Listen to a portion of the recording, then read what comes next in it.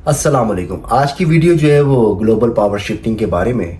और आप देख रहे हो दुनिया जो है पूरी चेंज होने जा रही है, जिसमें से मैं कुछ चीज़ें आपको एक्सप्लेन करता हूँ। उसमें आपको पता है G7 था, ग्रेट 7 कंट्रीज़ था, जिसमें Germany, Italy, France, UK, Japan, Canada और अमेरिका।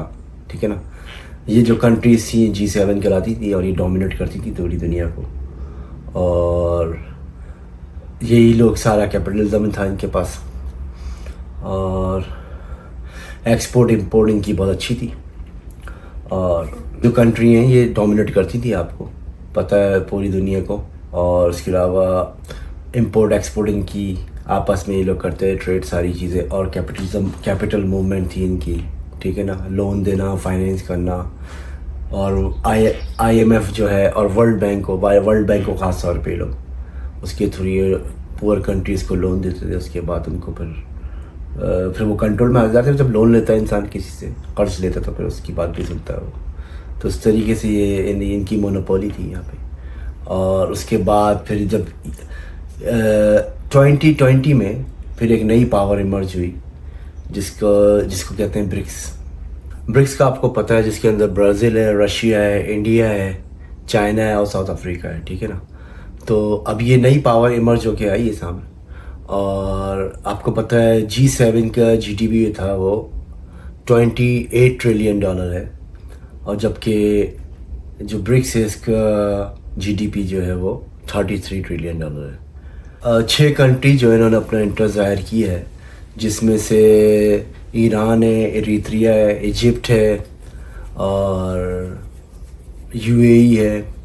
तो अब उसके बाद तकरीबन ये कंट्रियां जो है वो मेंबर बन गई हैं इसकी ऑलरेडी। उसके बाद जो है आपको पता है कि ये 19 कंट्रीज़ जो हैं they are interested to join BRICS. तो अब आपको पता है पूरी दुनिया जो है ग्लोबल पावर शिफ्ट होने जा रही है। और सबको पता है, जिसमें से साउथ अमेरिकन कंट्रीज़ जो इनका बड़ा इंटरेस्ट है, क्योंकि ब्राज़ील आपको पता साउथ अमेरिकन कंट्री है। अब आपको पता है एशियन कंट्री भी इंटरेस्टेड है बहुत सारी, जिसमें से पाकिस्तान है, बांग्लादेश है, नेपाल और दूसरी कंट्रीज़ हैं। तो ये भी ज्वाइन कर लेंगी। तकरीबन 19 कंट्रीज़ हैं। अच्छा, अब अगर हम कंपैरिजन करते हैं, GDP जो है वो 34% है ब्रिक्स का। May be is going through the 38 to 40%। ठीक है ना। और G7 का जो GDP है वो नीचे होगा आगे आगे। ठीक है ना। अब सऊदी ने अपना तेल जो है बेचने के लिए वो यॉन करेंसी, चाइनीज़ यॉन जो है इसको एक्सेप्ट करना शुरू कर दिया और डॉलर को रोक दिया। इसी तरह ऐसे ग्रेजुअली ये चीज़ें चेंज होने जा रही हैं। और उसके बाद अब आगे आके वेस्ट का क्या होगा, वेस्ट किस तरह सरवाइव करेगा। मुझे ऐसा लगता है कि यूरोप की कुछ कंट्रीज जो है वो इस ब्लॉक में शायद आने की कोशिश की, जैसे फ्रांस ने की थी कोशिश आने की कि हाँ मैं ज्वाइन करूँ, लेकिन मना कर दिया, क्योंकि ज़्यादा ट्रस्ट नहीं करते ना ये लोग। फ्रांस भी ज़्यादा सी बात है, G7 का हिस्सा है। तो उन्होंने मना कर दिया ब्रिक्स वालों के, नहीं ये नहीं आएंगे, उनको इंटरेस्ट ज़ाहिर नहीं किया they not allowed to France. तो इसी तरीके से कुछ कंट्रीज़ हैं जो छोटी मोटी, जो मेरे ख्याल में स्पेन वगैरह हो शायद आ जाए। तो अब ये दुनिया पूरी चेंज होने जा रही है, सही ना। किस तरीके से G7 ने, अच्छा इनका एक और चीज़, ब्रिक्स का जो है वो, अच्छा होता क्या है बताऊँ, ये सैंक्शन कैसे लगते हैं। और ये देखो पेमेंट सिस्टम जो होता है ना वो था वेस्ट का, G7 का। जैसे आप पेमेंट करते हो, कोई शिपमेंट मंगवा रहे हो, कार्गो ख़रीद रहे हो, तो LC खुलती है, लेटर ऑफ क्रेडिट, माल जा रहा है, माल आ रहा है। ठीक है ना। पेमेंट जा रही है, पेमेंट आ रही है, इंपोर्ट आ रही है, इंपोर्ट की तो पेमेंट जा रही है, और अगर एक्सपोर्ट की तो पेमेंट आ रही है। तो होता ही है जब लेटर ऑफ क्रेडिट इस्तेमाल होता है, बैंकिंग इन्वॉल्व होती है। ठीक है ना। बैंकिंग इन्वॉल्व या TT के थ्रू पेमेंट हो रही है, या बहुत सारी है। तो ये सारी टर्म्स हैं, मतलब क्या आपका तय हुआ है सप्लायर बायर से ना। तो इसके लिए आपको एक पेमेंट सिस्टम चाहिए, वो था G7 का पेमेंट सिस्टम, जो पूरी दुनिया यूज़ करती है। तभी डॉलर डोमिनेट करता था, और डॉलर पेट्रो डॉलर था। अमेरिका का एग्रीमेंट था सऊदी अरब के, 2023 तक का एग्रीमेंट था कि सऊदी अरब दुनिया को जिसको भी तेल बेचेगा वो डॉलर में बेचेगा। अब वो 23 में मेरे ख्याल में ख़त्म होगा। ठीक है ना। तो एक वजह तो ये भी बनी है। तो ज़ाहिर सी बात है, अब हर चीज़ की टाइमिंग है। तो ये पेमेंट सिस्टम इनका था। अब ब्रिक्स ने अपना नया पेमेंट सिस्टम लॉन्च किया है, सही ना। अब होता ये था कि जब G7 का पेमेंट सिस्टम आप यूज़ कर रहे थे, तो ये सैंक्शन लगा देते कंट्रियों को कि हमने सैंक्शन लगा दिए इस कंट्री पे सैंक्शन लगा दिए। तो सैंक्शन का मतलब ये होता था कि अगर फ़र्ज़ करो किसी प्रोडक्ट पे या किसी चीज़ों पे सैंक्शन लगाया तो वो उस प्रोडक्ट को ख़रीदने जा रहा है, बेचने जा रहा है, तो उसकी पेमेंट उसे नहीं मिल पाएगी बैंकिंग के थ्रू, क्योंकि बैंकिंग के कंट्रोल में सारा। आई बात समझ में? तो वो सैंक्शन का मतलब फिर बंदा डरता था कि नहीं यार सैंक्शन लग गया तो मैं अपनी एक्सपोर्ट कैसे करूँगा, रेवेन्यू कैसे कमाएगी कंट्री। तो इस तरह ये ब्लैकमेल करते थे कंट्रीज़ को ना, सैंक्शन लगा देंगे, पेमेंट सिस्टम इनका था। अब इस ब्रिक्स ने नया पेमेंट सिस्टम लॉन्च किया अपना ओन, जिसमें मुख्तलिफ करेंसी होगी, खाली चाइनीज़ युआन नहीं होगा, उसमें शायद इंडियन करेंसी भी यूज़ की है, रशियन करेंसी भी यूज़ की है और ब्राज़ील करेंसी भी यूज़ किया है, साउथ अफ्रीकन भी। तो मुझे कोई प्रॉब्लम नहीं है, इंडियन भी यूज़ हो, कोई बात सी बात नहीं है। तो अब बात सारी ये है कि अब जब ब्रिक्स आ गया तो जाहिर सी बात है अब किसी पे आप सैंक्शन लगाओगे तो वो किस ब्लॉक में कितनी सारी कंट्रियों पे सैंक्शन लगे हुए हैं, आपको पता, सूडान हो गया, ईरान हो गया, वो तभी तो ये जा रहे हैं ब्रिक्स की तरफ। जब ये ब्रिक्स ज्वाइन कर लेंगे तो इनके रास्ते खुल जाएंगे, गेटवे, पेमेंट गेटवे खुल जाएगा इनके लिए, तो ये आराम से ट्रेड करेंगे खुल के पूरी, क्योंकि इनके पास पेमेंट जाने आने का रास्ता मिल गया इनको, गेटवे मिल गया इनको। ये था सारा गेम। सैंक्शन जो होते थे ना वो इसलिए लगाए जाते थे कि आप ट्रेड नहीं कर सकते किसी भी कंट्री के साथ, क्योंकि आप ट्रेड करोगे तो पेमेंट कैसे आएगी आपको। बैंकिंग सिस्टम तो इनका था G7 का, वेस्ट कंट्रीज़ का, जिसमें सारे बताए USA, Canada, France, Germany, Italy, Japan. अब ब्रिक्स आई तो ज़्यादा छोटे छोटे दबे हुए मुल्क थे बेचारे, फंसे हुए मुल्क थे, वो भी चौड़े हो गए। उन्होंने कहा अब तो हम करेंगे खुल के काम, उनके ऊपर हाथ आ गया इनका। तो ये है सारी कहानी। मैं सिंपल लफ्ज़ों में समझा दिया थोड़ा ताकि समझ में आ सके ना कि ये इस तरीके से सैंक्शन लगाए जाते तो ब्लैकमेल किया जाता कंट्रियों में। तो मोनोपोली जो है ना वो ख़त्म हो चुकी है और अब दुनिया जो है बहुत डिफरेंट वे में जा रही है और पूरी दुनिया पावर जो है डाइवर्ट हो रही है, सारी पावर शिफ्ट हो रही है। अब ऑलमोस्ट ही सब कुछ हो चुका है, ऑलमोस्ट बहुत आगे निकल गए हैं, लेकिन ज़्यादा टाइम लगता है एक्सेप्ट करने में ना, तो जाहिर सी बात है उसमें टाइम लगेगा। लेकिन ये है कि आप 1-2 साल में देख लो क्या चीज़ है। अच्छा, उसके बाद अब यहाँ पे क्या होना है जब ये चीज़ें चेंज हो जाएंगी, तो जाहिर सी बात है अब इनके हालात जो हैं वो हमारे जैसे हो जाएंगे जैसे हम रहे हैं पहले, मतलब क्योंकि पहले हम लोग ग़ुलाम बन के रहे ना, हमें ग़ुलाम बना के रखा है, हमारी वेल्थ चुरा ली, सब कुछ लेके चले गए, फिर हमें ब्लैकमेल भी किया, पेमेंट सिस्टम, सैंक्शन लग जाएगा, अगर ऐसा किया तो ऐसा किया तो ऐसा कर देंगे, ठीक है ना। और उसके अलावा जो है वो जाहिर सी बात है फिर ये पूरा कंट्रोल था। अब उसके अलावा जो है IMF को ही कंट्रोल करते थे, यूनाइटेड नेशन को ही कंट्रोल करते थे, क्योंकि यूनाइटेड नेशन भी उनको सुनता है जिनका पेमेंट सिस्टम चल रहा है। देखो दुनिया में सबसे इम्पॉर्टेंट होता है पेमेंट, मनी, पैसा होता है सबसे इम्पॉर्टेंट। जिसके पास ज़्यादा पैसा वो पावरफुल।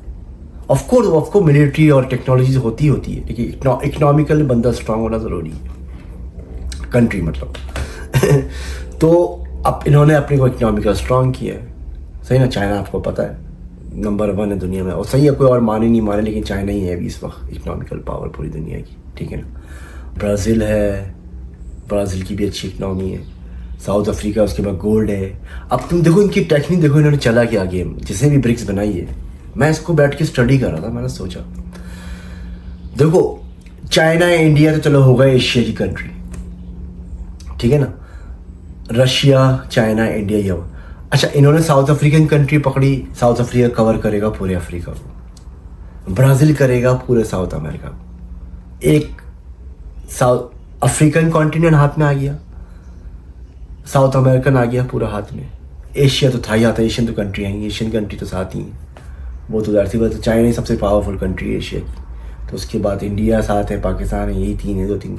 तो उसके बाद क्या है, ये आपस में, मतलब मैं मिलिट्री के हिसाब से बता रहा हूँ, सही है। इकोनॉमिकल तो ऑफकोर्स चाइना है, उसके बाद इंडिया है। तो उसके बाद फिर रशिया जो है, रशिया के आसपास जितने स्लोवेनिया और जितने भी ये बुल्गारिया और ये पोलैंड तो खैर यूरोप के अंदर है। तो मतलब इस तरह ये लोग भी आएंगे, अभी तुम देखना आगे आके सारी चीज़ें होंगी। मतलब कोई अपने को ज़मीन पे थोड़ी गिराएगा बोले वैस के चक्कर में, वो देखेगा जहाँ सूरज निकल रहा है चढ़ते हुए सूरज की तरफ जाएंगे सारे। तो ये सारी बात है, तो मैंने कहा थोड़ा मैं आपको एक्सप्लेन करूँ उस बारे में। तो अब होगा ये वेस्टर्न कंट्री में चीज़ें महंगी, आपको पता है महंगाई बढ़ गई है ऑलरेडी यहाँ पे, अमेरिका के अंदर बढ़ी है, यूरोप में मेरे काफ़ी दोस्तों से बात हुई है यूरोप के अंदर, वहाँ पे भी महंगाई बढ़ी है काफ़ी, महंगाई बढ़ जाएगी और लोग जो है वो परचेजिंग पावर कम ऑलरेडी हो चुकी है और होगी कम। तो मतलब जिस तरह हमारा सिचुएशन थी हमारी इंडिया पाकिस्तान की और चाइना पुराना, अब तो खैर चाइना सही है, इंडिया भी सही है बेटा, जैसे पहले था चाइना, इंडिया पाकिस्तान बांग्लादेश, हम लोग सोचते थे चीज़ें ख़रीदने के लिए लिमिटेड पैसे होते थे हम लोगों के पास कि क्या ख़रीदें। अभी भी वहाँ अच्छे हालात नहीं है इंडिया के और पाकिस्तान के, इंडिया तो फिर भी चलो बेहतर है, लेकिन अभी भी गुर्बत है इंडिया में बहुत। तो उस तरफ ये जा रही है वैसे, मुझे जो समझ में आता है, मुझे नहीं पता कि ऐसा होगा नहीं होगा।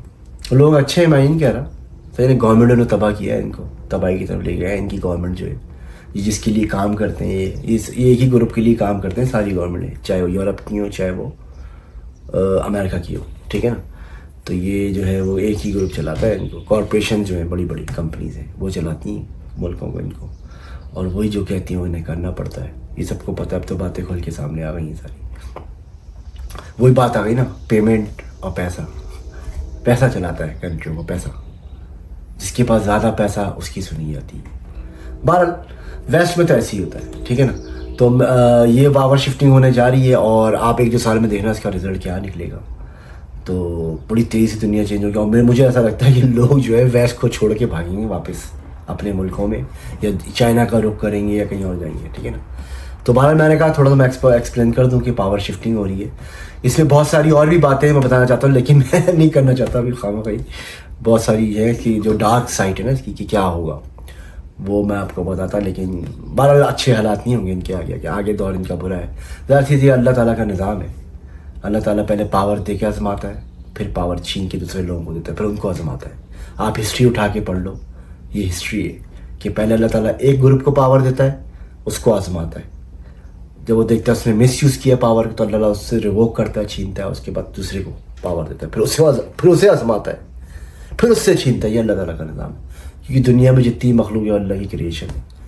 खाली हमारे पास वो नहीं कि हम सिर्फ मुसलमान हैं तो अल्लाह सिर्फ हमारा है, अल्लाह ताला पूरी मखलूक का है। लेकिन ये कि जिसकी जो सही रास्ते पे अल्लाह के अहकाम पे चलेगा अल्लाह ताला से रिवॉर्ड देगा, और जो अल्लाह के रास्ते में नहीं चलेगा, अल्लाह की किताब को नहीं मानेगा, उसके नबियों को नहीं मानेगा, तो वो फिर उसका हिसाब किताब कुछ और होना है, उसकी भी सज़ा है। तो ये है सिंपल निज़ाम। बाकी रिस्क तो अल्लाह ताला हर किसी को दे रहा है, आपको पता है। मेरा पॉइंट ऑफ व्यू ये है बताने का कि सब अल्लाह के बंदे हैं, मतलब अल्लाह की मखलूक है, मतलब। तो सारी बात ये है खैरल, तो इस तरीके से अल्लाह ताला आज़माता है।